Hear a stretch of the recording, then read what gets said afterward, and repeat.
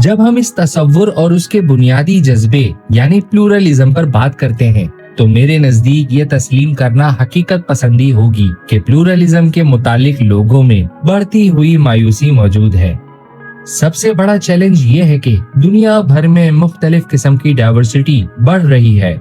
मसला सिर्फ इतना नहीं कि हम इस डाइवर्सिटी के साथ रहना सीखें, बल्कि हर गुजरने वाले साल के साथ और ज्यादा डाइवर्सिटी के साथ रहना भी सीखें।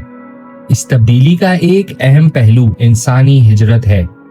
आज पहले से कहीं ज्यादा लोग अपनी मर्जी से या मजबूरन मुल्क की सरहदों को पार कर रहे हैं।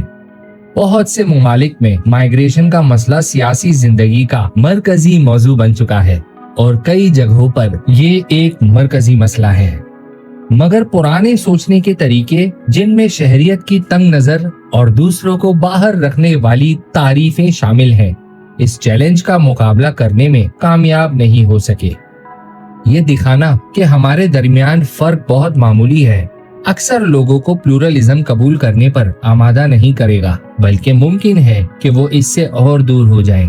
लोग जानते हैं कि इख्तलाफात कभी कभी मुश्किल पैदा कर सकते हैं, कि राय का फर्क लाजमी होता है और ये कि हमारे साथी इंसान कभी कभी हमारी बात से मुत्तफिक नहीं होते।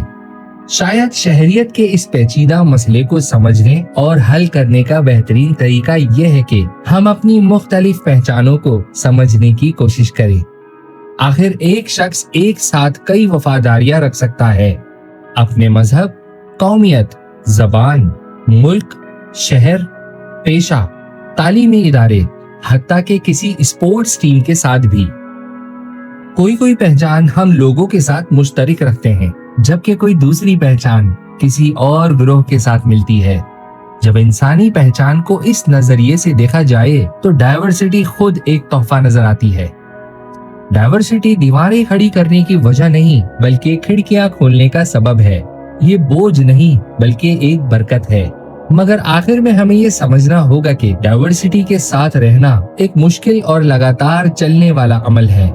ये सोचना गलत होगा कि ये काम आसान है। प्लूरलिज्म पर अमल करना हमेशा एक जारी रहने वाला सफर है, जो कभी मुकम्मल नहीं होता।